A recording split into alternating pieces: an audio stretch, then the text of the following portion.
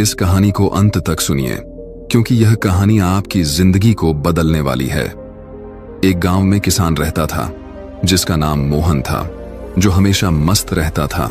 उसके चेहरे पर कभी किसी बात की उदासी नहीं होती और न वह कभी चिंतित दिखता। एक बार गांव में भयंकर तूफान आया। गांव के लोगों की सारी फसलें खराब हो गईं। गांव के सभी लोग बहुत चिंतित हो गए। सब अपनी फसलों को देखकर मायूस हो रहे थे। तब तक सबने देखा कि वो किसान अब भी बहुत खुश था। उसे कोई चिंता नहीं थी। गांव लोगों ने मोहन से पूछा, क्या बात है मोहन, तेरी सारी फसलें खराब हो गई, तुझे अभी भी चिंता नहीं है, तू इतना खुश कैसे है? उसने कहा, इसमें उदास होने वाली क्या बात है? उसने कहा, चिंता छोड़ दो भाई, हमेशा मस्त रहना सीखो, हंसते रहना सीखो। गांव वाले बोले, इसमें भला मस्त रहने जैसा क्या है? कैसे हम मस्त रह सकते हैं? हमारे तो नुकसान हो गया, फसलें खराब हो गईं, अब हम क्या खाएंगे, अपना जीविका कैसे चलाएंगे, और इसमें भला हम कैसे मस्त रहे? अब तू ही बता, क्या तुझे कभी किसी बात की चिंता नहीं होती? तू हमेशा खुश कैसे रह लेता है? उसने कहा, अरे भाई चिंता छोड़ो, मस्त रहना सीखो। उसने कहा, ठीक है, लेकिन मस्त रहने के पीछे वजह भी तो होनी चाहिए, हमें तो चिंताएं हो जाती है। उसने कहा, हर चीज की चिंता, जिम्मेदारियों को चिंता। हम बच्चे थोड़े हैं कि हमेशा खुश रहें। 15 साल के बाद उनको भी चिंताएं घेर लेती है। अब तो चिंता ही चिंता है। मेरे बच्चों को पढ़ाई की चिंता है, उनके करियर की चिंता है, उनके फ्यूचर की चिंता है।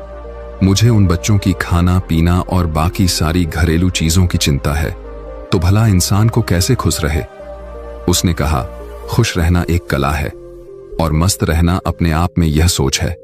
गांव वालों ने बोला, तो क्या तुम हमें ये कला सिखा सकते हो कि हम भी हमेशा खुश और मस्त कैसे रह सकते हैं? उसने कहा, हाँ, मैं तुम्हें एक मजेदार कहानी सुनाता हूं, ध्यान से सुनो। बचपन की बात है। मैं अपने पिता के साथ एक बार जंगल के रास्ते से शहर जा रहा था, क्योंकि हमें फसलों को बेचनी थी। क्योंकि उस समय मेरे पिताजी काफी परेशान रहते थे। घर में बिल्कुल भी धन नहीं बचा था। अब तो फसलों को बेचना ही आखिरी हल था। जंगल जाते जाते शाम हो गई और जंगल में काफी अंधेरा हो गया। रास्ता तो दिख नहीं रहा था। उस दिन भी ऐसे ही आंधी आई थी। तब तक हमारी बैलगाड़ी का पहिया जमीन में धंस गया और हम वहीं फंस गए। पापा ने पहिया बहुत निकालने की कोशिश करी, लेकिन वो निकला ही नहीं। अंत में थक गए, हम हार गए, हमें कोई रास्ता नहीं दिखाई दिया। अब हम भूख प्यास से परेशान होने लगे और हमें डर लगने लगा। मैंने पापा से कहा, पापा मुझे बहुत डर लग रहा है। पापा ने कहा, चिंता की कोई बात नहीं, मैं तेरे साथ हूं, तू क्यों चिंता कर रहा है? लेकिन उनके कहने से मुझे कोई असर नहीं हुआ और मैं डरने लगा, क्योंकि जंगल के बहुत आवाज आ रही थी और वो जंगल बहुत ही वीरान था। पापा ने कहा, डरते नहीं है? काफी प्रयास करने बाद हमने फैसला किया कि आज रात हम यहीं बिताएंगे। सुबह जैसी होती है फिर हम बैलगाड़ी को निकालने की कोशिश करेंगे, फिर देखते हैं क्या कैसे करना है। लेकिन बात सुबह की नहीं थी। बात यह थी कि आखिर अब रात को खाएंगे क्या, क्योंकि हमारे पास जितना भोजन था हमने रास्ते में खत्म कर दिया था। हम दोनों बैठकर कुछ सोच ही रहे थे, तभी एक कुटिया दिखाई दी जिसमें से प्रकाश की रोशनी आ रही थी। पापा ने बोला, तुम यहीं पे रुककर आराम करो, मैं अभी कुछ देखता हूं, शायद कोई मदद के लिए उपाय मिल जाए। पापा फिर चले गए और मैं वहीं पे बैठ के डर के मारे रोने लगा। काफी देर बाद पापा एक महात्मा के साथ आते हुए दिखाई देते हैं। वो महात्मा बड़े ही दिव्य दिख रहे थे। फिर हम तीनों ने मिलकर जोर लगाया और बैलगाड़ी का पहिया उस गड्ढे से बाहर निकाल दिया और हमारी बैलगाड़ी बाहर निकल गई। पापा ने उस महात्मा का धन्यवाद किया और हम लोग आगे चल पड़े। उस महात्मा ने हमें कुछ खाने को भी दिया था। मैंने पापा के हाथ में एक कागज देखा। मैंने पूछा, वो क्या है? लेकिन पापा ने उसके बारे में कुछ भी नहीं बताया। अब हम आगे बढ़ चले। पापा ने बताया नहीं कि महात्मा ने हाथों में क्या दिया था। मैंने उनसे फिर पूछा कि पापा हाथ में क्या है? उन्होंने बोला, कुछ नहीं है, ये तेरे काम की चीज नहीं है। धीरे धीरे काफी समय गुजर गया और हम निकल गए। काफी वक्त गुजर जाने के बाद मैंने पापा से पूछा, पापा उस पत्र में ऐसा क्या था कि जो आप मुझे बताते नहीं हो?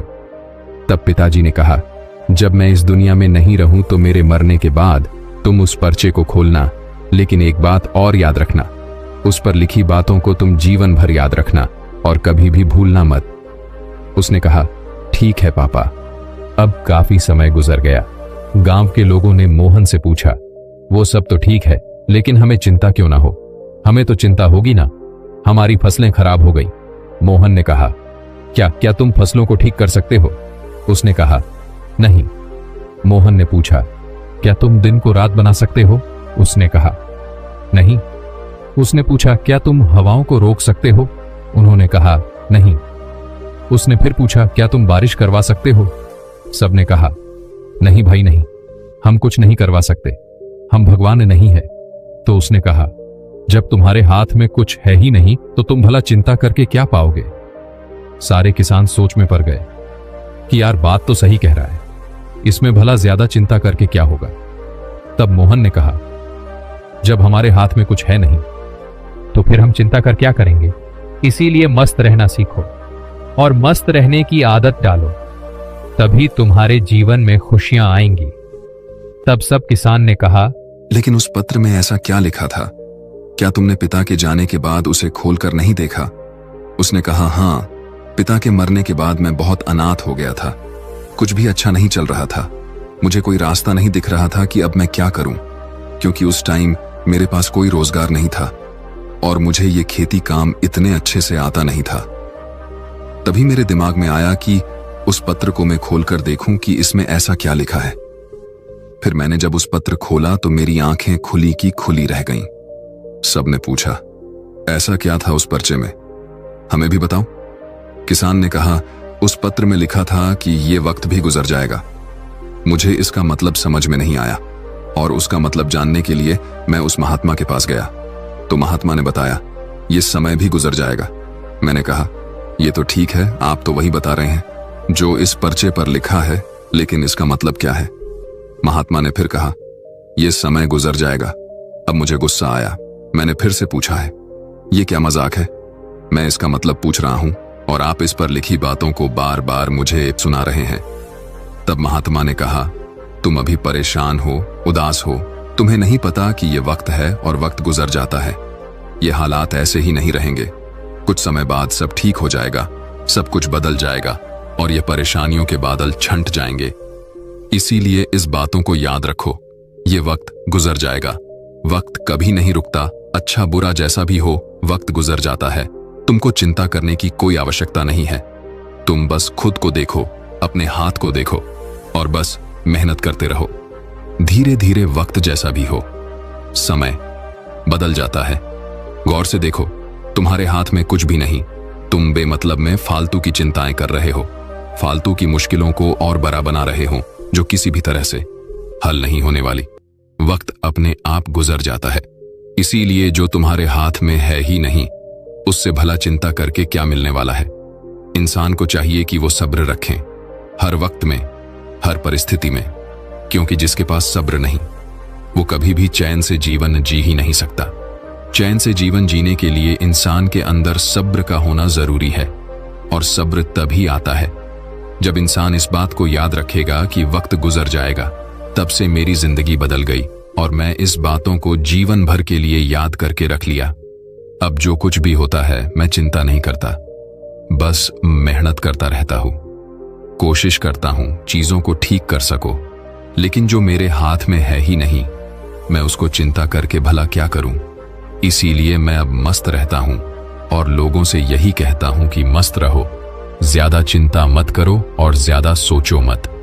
जीवन चल रहा है, जीवन गुजर रहा है और जीवन गुजर जाएगा। बाकी अगर ये कहानी आपको अच्छी लगी हो तो इस वीडियो को लाइक करें और मिलते हैं हम आपसे ऐसी ही एक और प्रेरणादायक कहानी के साथ अगले दिन। धन्यवाद।